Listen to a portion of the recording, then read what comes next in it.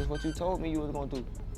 So I'm expecting this now when I come home. I come home, ain't nothing. The internet just got hit with a twist so wild, it makes Netflix crime documentaries look like bedtime stories.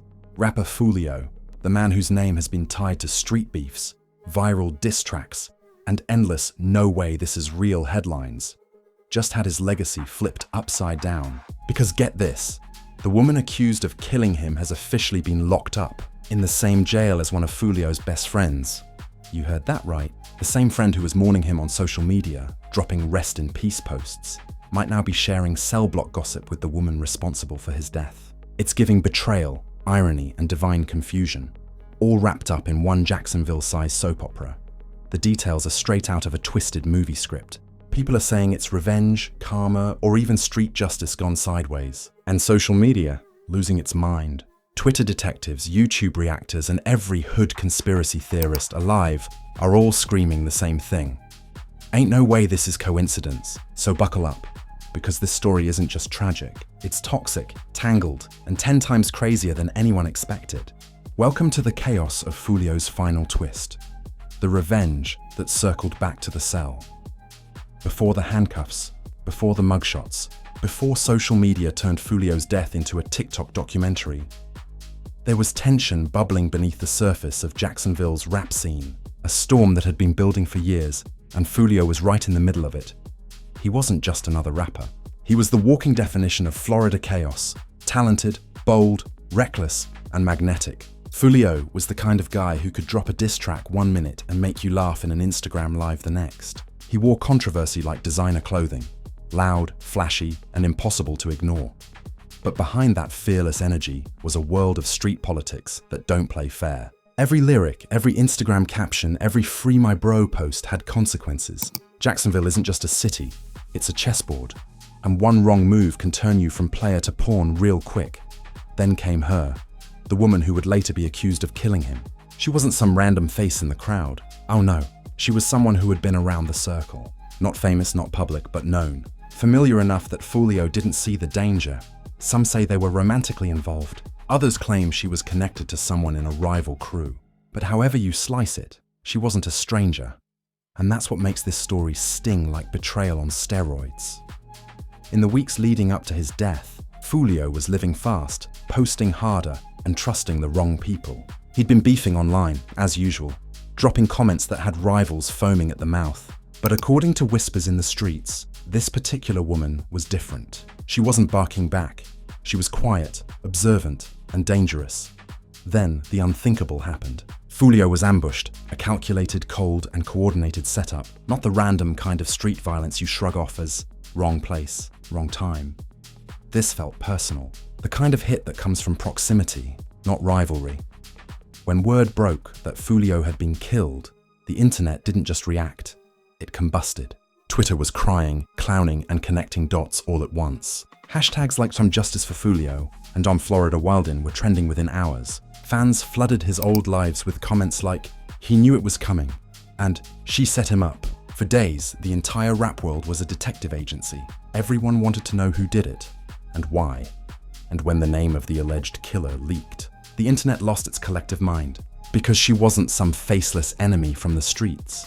She was a familiar name in Foolio's inner orbit. Photos started circulating. Her with friends who knew Foolio, her at events he attended. Screenshots of old messages, tagged posts, even comments under his pictures.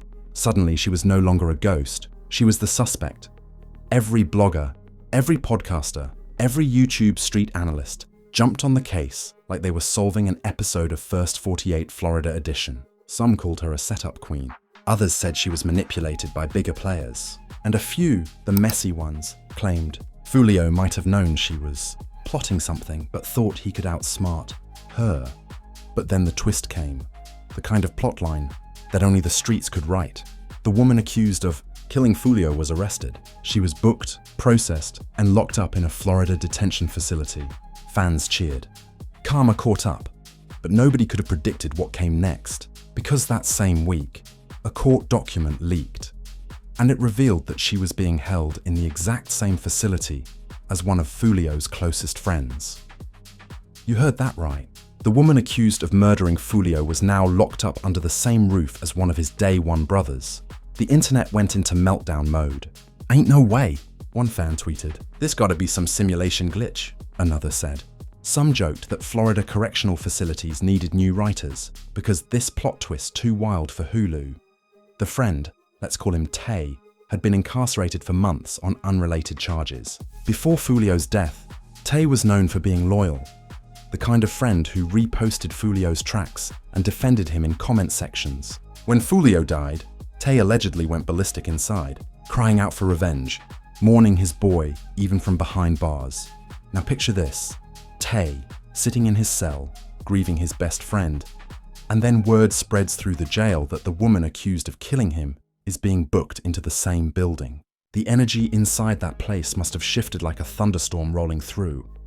According to early reports, officers immediately marked both inmates as high-profile separation cases, meaning they do everything to keep them apart. But if you know anything about jail culture, you know that walls don't stop rumors. Every guard, every inmate, every kitchen worker probably whispered about it, and outside, social media turned into a digital circus. Fans started writing fake scripts of what would happen next. Episode 3, Foolio's killer and his friend cross paths. Plot twist, she's in the cafeteria line, he's staring her down. It was dark, twisted, and viral. Some fans claimed it was fate. "That's Foolio's spirit at work," one wrote. "He made sure she had to face someone who really loved him." Others said it was too dangerous. If Tay gets to her, it's going to be another headline. Meanwhile, bloggers were zooming in on every leaked mugshot and every court document like they were decoding Da Vinci. Everyone wanted the inside scoop on what was happening behind those walls. Rumors started flying that Tay was asking questions, that other inmates were sending messages. Whether true or not, the story took on a life of its own. Even Foolio's rivals chimed in, some mocking the irony, others shocked into silence. One post read, "The streets don't need movies. We got karma in HD." Another said, "Only in Jacksonville can the sequel start in a jail cell." But the wildest reactions came from Foolio's fan base. They were split right down the middle. Half of them believed this was poetic justice, that somehow the universe made sure the person responsible for Foolio's death couldn't escape the ghost of his loyalty. The other half feared it could spiral out of control. "This ain't closure," one fan said. "This is a ticking bomb," and honestly, they weren't wrong. Because if there's one thing you learn from the streets, it's that revenge doesn't die. It just changes location. As word continued to spread, clips of Foolio's old interviews resurfaced. In one, he joked about how the streets always spin back. Fans started calling it prophetic. One viral comment read, he predicted his own storyline. Even in death, Foolio's drama got sequels. The timing was eerie. The accused killer and the grieving best friend now shared the same facility. Two sides of the same tragedy, trapped together under the same roof. And that's when the leaks started. Alleged messages from inside, whispers that Tay was furious, claims that guards were on edge, people saying, "Something's brewing." Whether true or pure internet fiction, it kept everyone glued to their screens. The story was no longer just about Foolio's death. It had become something much bigger. It was about fate, loyalty, karma, and the terrifying irony of how small the world can get when the streets decide to close the circle. But the craziest part? This wasn't the end. Not even close. Because once this story hit the airwaves, celebrities, rivals, and hip-hop legends started jumping in, turning what should have been a tragedy into one of the most viral, chaotic, and unbelievable showdowns the internet's ever seen. And when the stars got involved, that's when this twisted revenge story went from tragic to cinematic. By the time news broke that Foolio's alleged killer was sitting in the same jail as one of his closest friends, the internet turned into a full-blown courtroom. Everyone was a judge, lawyer, and detective rolled into one. It wasn't just a scandal anymore, it was an event. Hashtags were trending, YouTubers were streaming, and TikTokers were making 10-part breakdowns. Like this was the finale of a Netflix true crime series titled Foolio, the Revenge Playlist.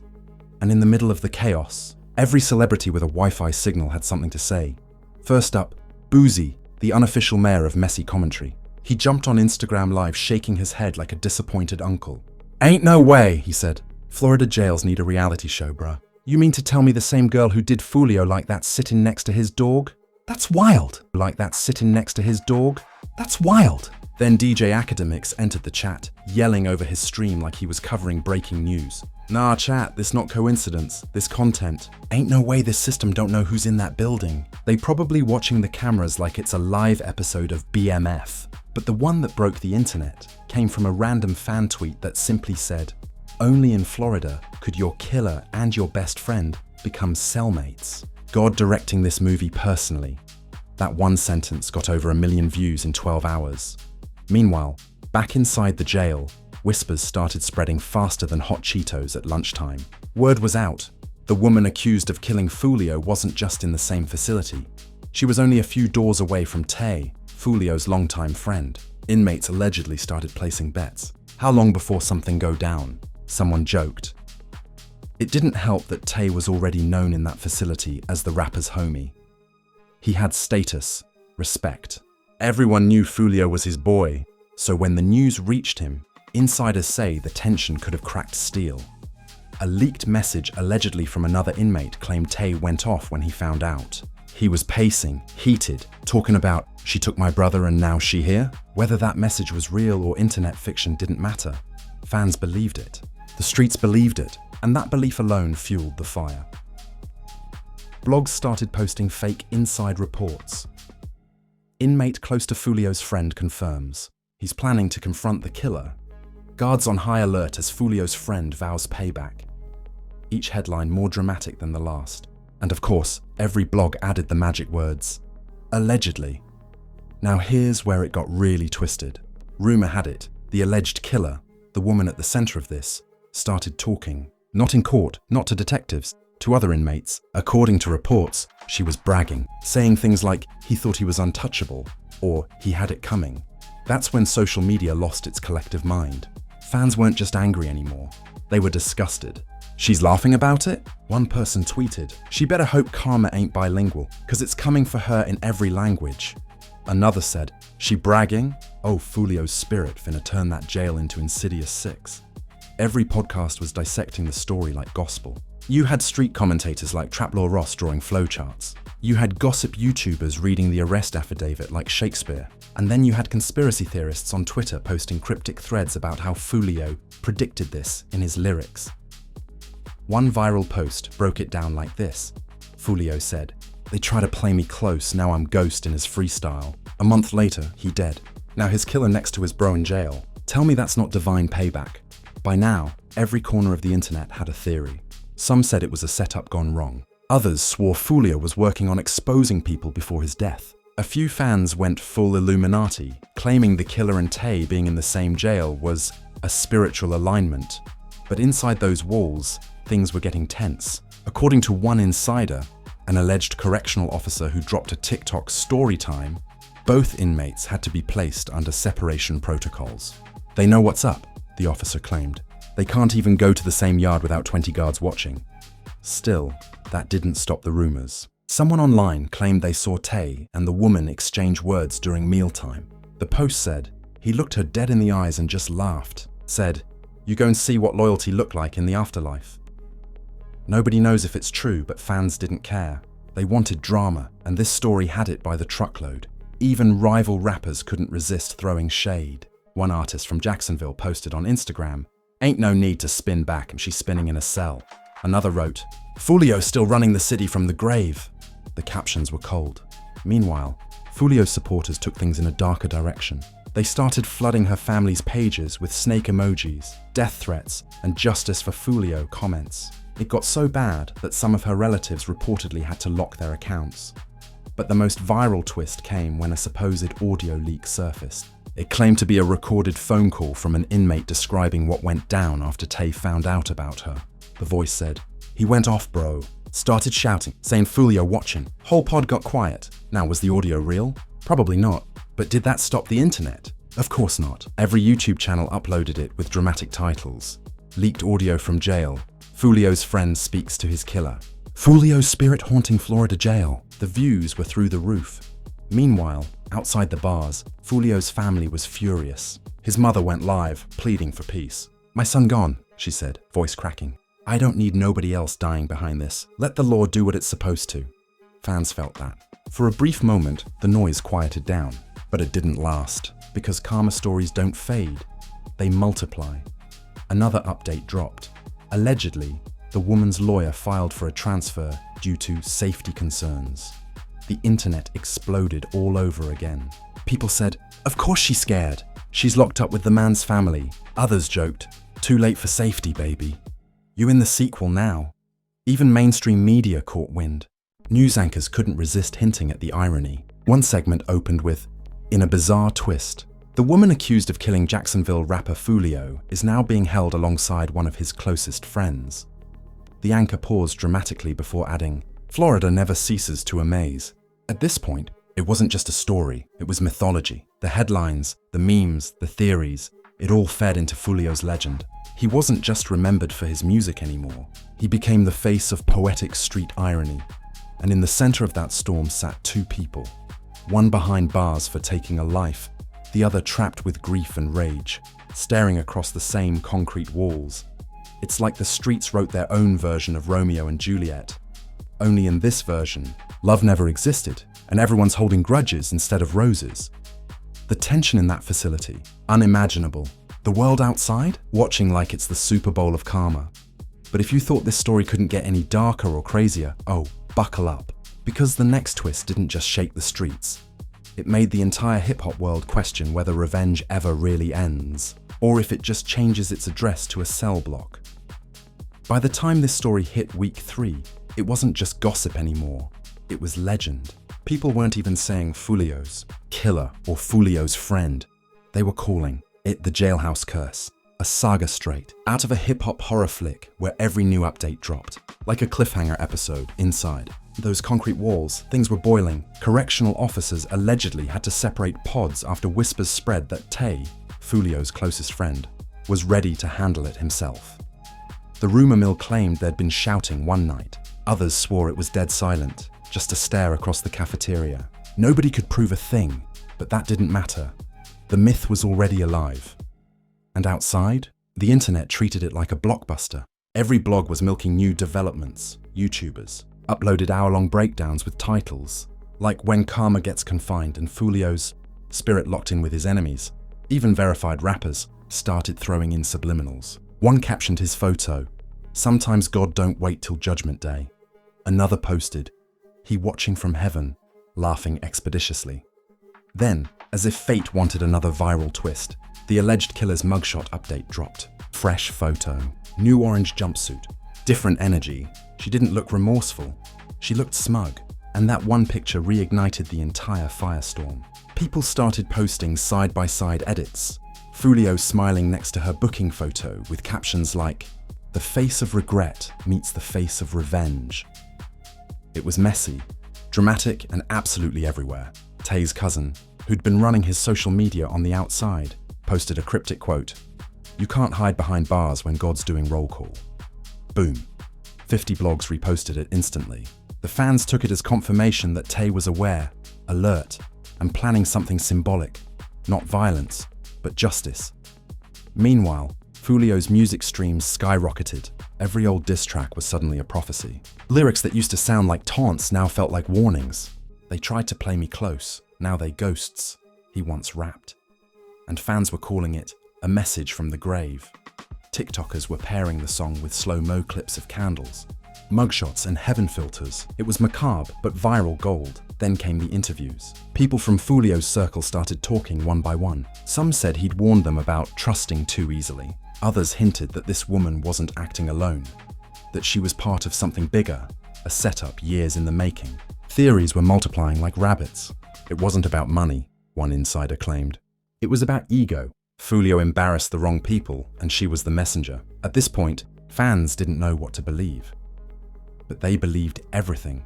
And just when the hype started to cool, another shockwave hit, a leaked letter. Someone on social media posted a handwritten note allegedly from Tay, dated from inside the facility. It read in shaky pen strokes, "They think walls stop loyalty. They don't.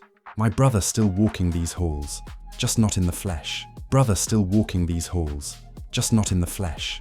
The internet went into full hysteria. Was it real? Fake? It didn't matter.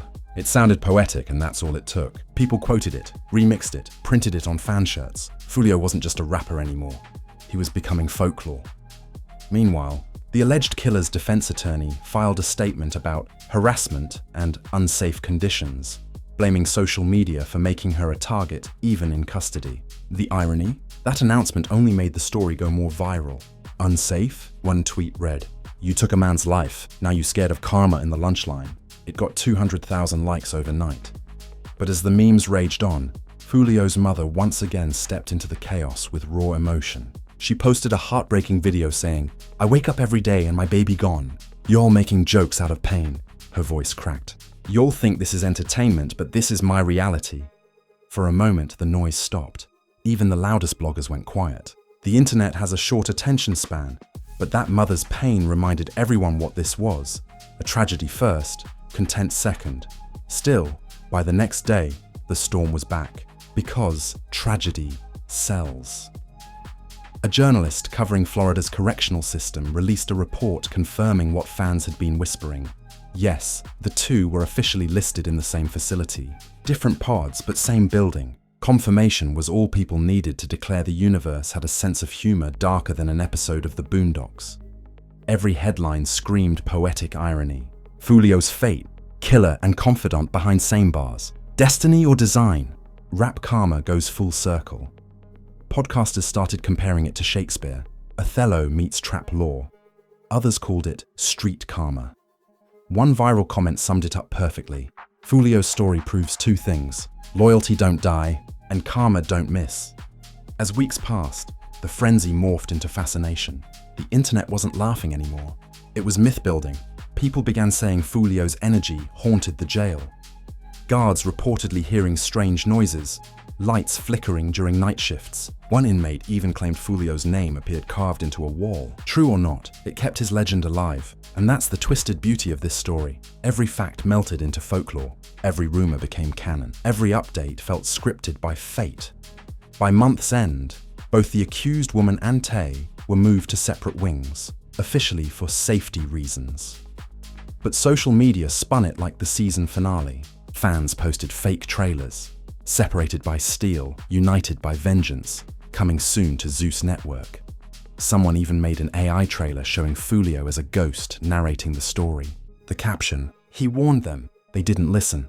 It was absurd, it was viral, and it was proof that in the digital age, pain never stays private. Foolio's death had turned into a multi-platform saga, a chilling example of how fame, betrayal, and revenge all feed the same beast. The same fans who mourned him also memed him. The same world that called him reckless now called him legendary. And somewhere in a Florida jail, two lives continued to cross paths, one haunted by guilt, the other by grief.